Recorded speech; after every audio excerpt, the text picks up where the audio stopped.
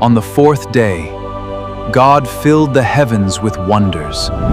Lights appeared in the sky to rule the day and the night.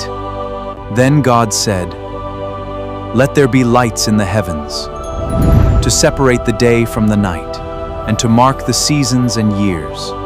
The greater light ruled the day. The lesser light ruled the night, and countless stars shone across the heavens.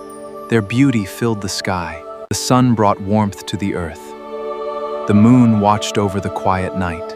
The stars sparkled with heavenly glory, and the heavens declared God's majesty. And God saw that it was good. The heavens shone with perfect order.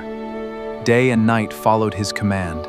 His creation reflected His glory, and evening passed, and morning came. Thus ended the fourth day. The heavens shone with the light of God's perfect creation.